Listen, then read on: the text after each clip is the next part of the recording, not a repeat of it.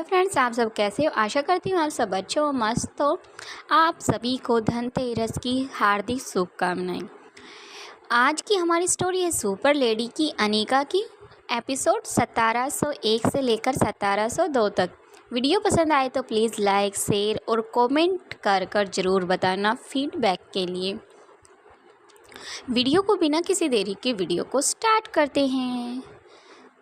अनीका अब अपने घर से निकल चुकी थी और जो भी उसके पास जो नोटिस उसे मिले थे उस सब उसने अपनी पॉकेट में डालकर आराम से गाड़ी में बैठकर ड्राइव करते हुए होटल के लिए निकल चुकी थी। अनीका के दिमाग में काफ़ी उथल पुथल मची हुई थी। वो एक एक पॉइंट को जोड़ने की कोशिश कर रही थी, लेकिन उससे वो काम बिल्कुल भी नहीं हो पा रहा था। काफ़ी देर तक वो एक दूसरे पॉइंट को एक दूसरे के साथ अटैच करने की कोशिश करने के बाद जब अनीका हार गई थक कर, लेकिन वो हार नहीं मानना चाहती थी, लेकिन उसने अभी इस पॉइंट और क्लू को उसने समय पर छोड़ दिया। इसलिए अनीका अपनी ड्राइव पर ध्यान देते हुए अब बिल्कुल आराम से अपनी गाड़ी को होटल के लिए निकल जाती है। कुछ टाइम बाद होटल के बाहर अनीका की गाड़ी रुकती है। अनीका का रूम। अनीका होटल के रूम में राजलक्ष्मी पहले से ही उसका वेट कर रही थी। काफ़ी देर तक इंतज़ार करने के बाद उसने मयूर गुलेरिया के पास फ़ोन मिला दिया और वहाँ पर जो कुछ हो रहा है उसके बारे में जानने लगी और आकाश और श्रेया और बच्चों के बारे में अच्छे से तसल्ली करने के बाद राजलक्ष्मी ने सी यू टाटा गुड नाइट बोलकर मयूर का फ़ोन कट कर दिया। अनीका रूम के बाहर थी और उसने 3 बार बेल बजाई और राजलक्ष्मी जल्दी से दरवाजे की तरफ बढ़ गई। अनीका के लिए दरवाज़ा खोलती है। अनीका रूम में अपने कदम बढ़ा देती है, लेकिन अनीका जल्दी से वॉशरूम में जाती है और अपने आप को काफ़ी रिलैक्स करने के बाद उसने अपना बिल्कुल ठंडा पानी से टेक बाथ किया था, क्योंकि शिमला में आजकल काफ़ी ठंड हो चुकी थी और पानी पहले से ही ठंडा था। ये देखकर राजलक्ष्मी काफ़ी उत्तेजित भी थी और कुछ समझने की कोशिश कर रही थी अनीका के फेस से, लेकिन वो कुछ समझ नहीं पा रही थी। अनीका जब से शिमला आई थी राजलक्ष्मी को बिल्कुल बदले बदले ही दिखाई दे रही थी। इसलिए राजलक्ष्मी बिना कुछ कहे फ़ोन करती है और डिनर मंगा लेती है। रूम के अंदर ही कुछ टाइम बाद वेटर ट्रॉली लेकर आता है डिनर की और अंदर की तरफ कर देता है। राजलक्ष्मी जल्दी से ट्रॉली को डाइनिंग टेबल की तरफ बढ़ जाती है और उस टेबल पर खाना लगाती है। अनीका भी आराम से बैठ जाती है। बैठने के बाद वो कुछ नहीं खाती, बस अपना एक हाथ अपनी ठोड़ी पर रख कर आराम से कुछ सोचने लग जाती है। राजलक्ष्मी काफ़ी देर तक अनीका को नोटिस करने के बाद उसने सोचा कि मैं अनीका के पास जाती हूँ और अनीका के पास जाकर आराम से पीछे खड़ी हो गई। उसके कंधे पर थपथपाने लगी, उसकी बॉडी का टेम्परेचर ऑब्जर्व करने लगी, इसकी पल्स चेक करने लगी, सभी नॉर्मल थी। तभी अनीका से कहती है, क्या तुमने अभी तक अपनी नींद पूरी नहीं की? क्या उस वजह से तुम्हारी ऐसी कंडीशन हुई है, ऐसी हालत हुई है? तभी अनीका नाम ऐसी हिला देती है। दोबारा राजलक्ष्मी पूछती है, ऐसी क्या बात है जो तुम मुझसे छुपा रही हो? अगर हम दोनों इस मिशन पर एक साथ आए हैं, अगर तुम मुझे नहीं बताओगी तो मैं तुम्हारी कोई मदद के लिए भी साबित हूँ? अनीका नाम इसी हिला देती है, लेकिन राजलक्ष्मी उसके पैरों के पास बैठ जाती है और उसके हाथों को अपने हाथों में लेती है। फिर कहने लग जाती है, मैम मैं आपको बहुत लंबे समय से जानती हूँ। जब कोई ज़्यादा मुसीबत में होता है तब आपकी ऐसी कंडीशन होती है, लेकिन आप मुझे नहीं बताओगे तो मैं आपके की समस्या के बारे में जानकर क्या पता उसके बारे में कोई ऐसा क्लू दूँ जिसे आप उस समाधान तक पहुँच सकती हो। अनीका भी राजलक्ष्मी की इस बात से काफ़ी एग्री हो जाती है। फिर राजलक्ष्मी को सारी बातें बता देती है। तभी राजलक्ष्मी भी काफ़ी उत्सुक होकर सारी बातें सुन लेती है। जैसे जैसे अनीका बताती जाती है ऐसे ऐसे राजलक्ष्मी के फेस एक्सप्रेशन चेंज होते जाते हैं। राजलक्ष्मी थक हार कर जैसी अनीका की कंडीशन थी उससे बदतर अब राजलक्ष्मी की कंडीशन हो जाती है। राजलक्ष्मी आराम से बैठ जाती है। अनीका उसको संभालने की कोशिश करती है। राजलक्ष्मी उसका हाथ हटा देती है और आराम से बैठ जाती है। फिर अनीका उसको पानी का गिलास देती है और राजलक्ष्मी आराम से पानी का गिलास एक झटके में ही सारा गिलास पी जाती है, क्योंकि राजलक्ष्मी का गला ऐसी बातें सुनकर बार बार सूख रहा था। राजलक्ष्मी को खुद भी नहीं पता था कब वो 1 से 2, 2 से 3 गिलास पानी पी चुकी थी। खाना बिल्कुल ठंडा हो चुका था। अनिका ने राजलक्ष्मी को कहा कि खाना खा लेते हैं, उसके बाद जो होगा उसके बारे में हम बाद में बात करेंगे।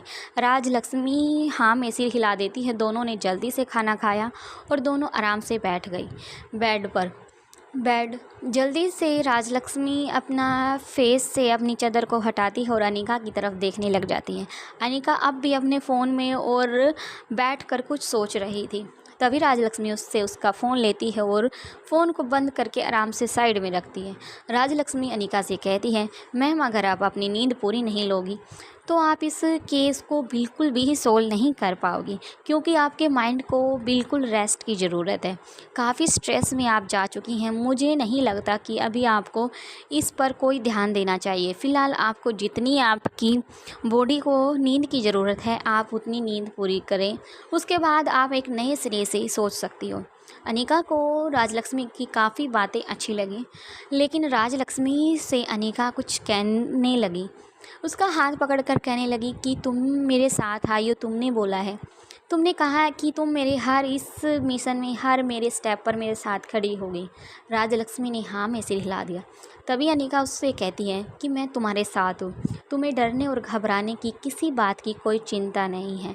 जब तक मैं हूँ तुम्हारा कोई बाल विवाह का नहीं कर सकता। इसलिए मैं चाहती हूँ कि जहाँ से वो लड़कियाँ गायब हुई हैं तुम वहाँ पर जाकर रहने लग जाओ। तो राजलक्ष्मी ये ऐसी बातें सुनकर काफ़ी पहले तो चौंक गई कि अनिका अब ये क्या कह रही है और ये अब क्या नई बात है। तभी अनिका उसके फेस पर क्वेश्चन पढ़ते हुए कहती है कि तुम्हें घबराने की कोई ज़रूरत नहीं है, मैं हर टाइम तुम्हारे साथ ही रहूँगी, लेकिन मैं ये काम पीछे से करूँगी, यानी कि छुपकर तुम पर नज़र बनाए रखूँगी। अगर मैं वहाँ पर रहूँगी तो मैं फाउंडेशन और बंदिश में रहूँगी, तो मैं बाहर नहीं तो आ सकती हूँ, नहीं जा सकती हूँ। तो इसलिए ये काम तुम ही कर सकती हो। इसलिए तुम अपना सामान पैक कर लेना और मैं सो जाती हूँ और कल शाम को हम वहाँ पर चले जाएंगे। राजलक्ष्मी हाँ में सिर हिला देती है, क्योंकि वो अपनी मैम को अच्छे से जानती है कि वो किसी की जान को जोखिम में डालकर अपना मकसद पूरा नहीं कर सकती, क्योंकि उसके मकसद के साथ साथ जो उसके साथ व्यक्ति काम करते हैं उनकी जान की उसे उस मकसद से ज़्यादा परवाह होती है। और फिर राजलक्ष्मी भी समझ चुकी थी अगर इस जो केस को सोल्व करने में भले ही उसकी जान चली जाए वो पीछे नहीं हटेगी, अपनी मैम के साथ खड़ी रहेगी। तभी उसने हाँ में सिर हिला दिया। अनिका आराम से सो चुकी थी, लेकिन राजलक्ष्मी की तो नींद उड़ चुकी थी। वो मयूर को ये सब बताकर उससे टेंशन में नहीं डालना चाहती थी, क्योंकि मयूर राजलक्ष्मी को ये सब नहीं करने देगा, ये वो समझ चुकी थी। इसलिए बिना कुछ कहे वो अपना फ़ोन वहीं पर छोड़ देती है और अपना सारा सामान पैक करने के लिए उठ जाती है। बेड से उठने के बाद राजलक्ष्मी अपना सारा सामान बैग में डाल देती है और अनिका की उसे बात याद आ जाती है कि तुम अपना सामान इसे अलमीरा में मत रखना, तुम उस साइड में अभी वहाँ पर रख लेना, दोबारा अलमीरा आएगी तो तुम उसमें अपना सामान रख सकती हो।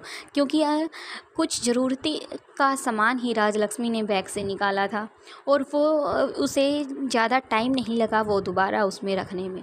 इसलिए जल्दी से राजलक्ष्मी अपना पूरा बैग पैक कर लेती है और जाकर अनिका के पास सो जाती है। सोती हुई राजलक्ष्मी बस यही सोच रही थी कल का सुबह और अनिका मैम क्या सोच रही हैं, कहाँ मुझे छोड़ेंगी, कैसे ये केस सोल्व होगा। ये सब सोचकर उसकी आँख कब लग गई उसे खुद भी नहीं पता था। Thank you friends. वीडियो पसंद आए तो प्लीज़ लाइक, शेयर, सब्सक्राइब और कमेंट कर ज़रूर जाना, क्योंकि आपकी फ़ीडबैक मेरी वीडियो को नेक्स्ट स्टेप देती है। तो प्लीज़ जैसे आप वीडियो पर डिपेंड हैं ऐसे ही मैं आपके कमेंट और आपके व्यूज़ और आप सभी पर डिपेंड हूँ। तो प्लीज़ ऐसे ही वीडियो को प्यार देते रहना और जल्द ही मिलेंगे नेक्स्ट वीडियो के लिए। और नेक्स्ट वीडियो को जानने के लिए हमारे चैनल को सब्सक्राइब करें, शेयर करें, कमेंट करें और अपने दोस्तों के साथ शेयर करें। Thank you.